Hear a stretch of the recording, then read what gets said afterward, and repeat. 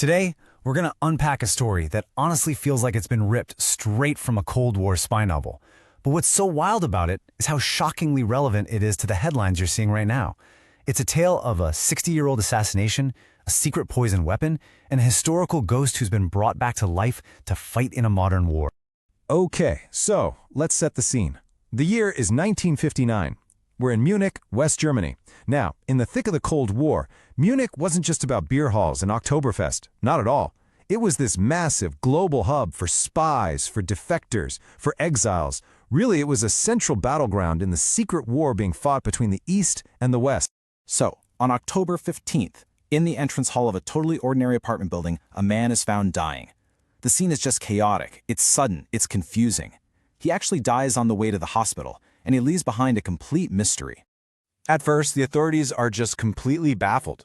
The Munich police are thinking maybe it was suicide. Others are saying, hey, maybe he just tripped and fell, broke his neck. A coroner's report hints at poison, but the truth was way more sinister and way more high-tech than anyone could possibly imagine. Because you see, this wasn't just some random, isolated incident. Oh no, this was part of a pattern.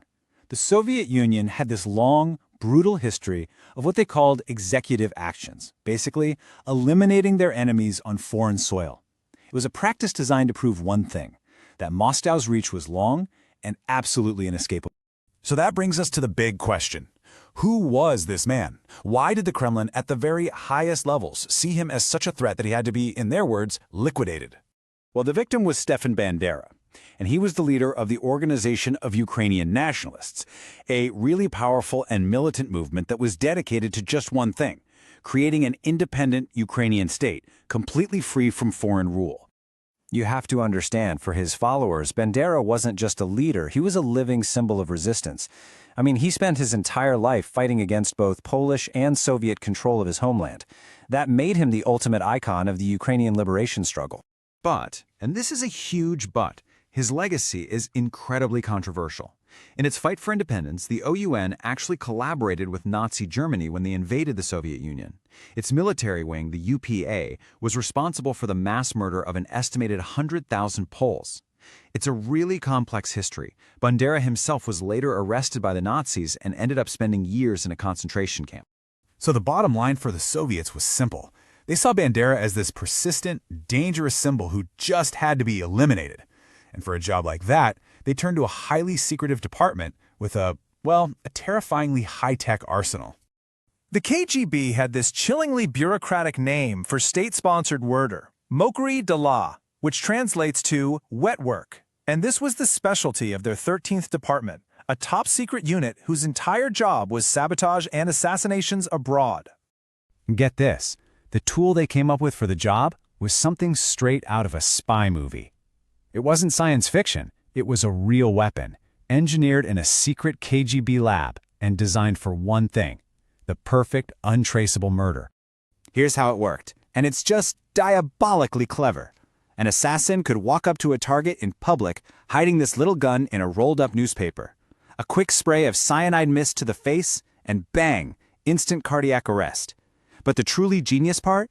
KGB scientists designed the poison so that after death, it would leave absolutely no trace, making the murder look like a simple, tragic heart attack.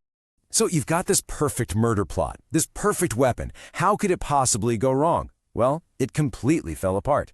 And it wasn't undone by some brilliant forensic work, but by the most unpredictable thing of all, the assassin's own conscience. So let me introduce you to Bogdan Stashinsky. Now, he wasn't some born killer. He was a young Ukrainian guy from a nationalist family who got caught for something minor and was then blackmailed into becoming an informant. The KGB groomed him, they trained him, they gave him a whole new identity. And 2 years before he killed Bandera, he actually used a prototype of this poison gun to murder another Ukrainian exile, Lev Rebet. And that death, it was ruled a heart attack, a perfect test run. After killing Bandera, Stashinsky was treated like a hero in Moscow, even got a medal. But then his life started to completely unravel. He fell in love with an East German woman who hated communism, and he started to question everything. The KGB was watching him constantly. They even bugged his apartment. Terrified that he was their next target, he and his wife made this incredibly daring escape to West Berlin, just hours before the Berlin Wall went up and sealed the city. His trial in West Germany was an absolute sensation. And the verdict? Wow, it was a bombshell. The court basically said, yeah, Stashinsky pulled the trigger, but he was just a tool. The real murderers, the court declared, were the leaders in the Kremlin who gave the order. This was the first time ever that a Western court had legally pointed the finger at the Soviet state for a political assassination. After serving a short sentence, Stashinsky just vanished, probably given a new identity by the CIA. But the story doesn't end there, not even close. In this strange twist of fate, the ghost of his victim, Stepan Bandera, has been resurrected in the 21st century. And you don't have to take my word for it. Just look at these numbers. They tell a crazy story. In 2012, only about 22% of Ukrainians had a positive view of Bandera. By 2018, that's up to 36%.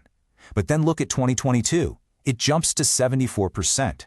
So what happened? Well, in the face of Russian aggression, his history as this uncompromising fighter for independence turned him into a powerful national symbol of resistance.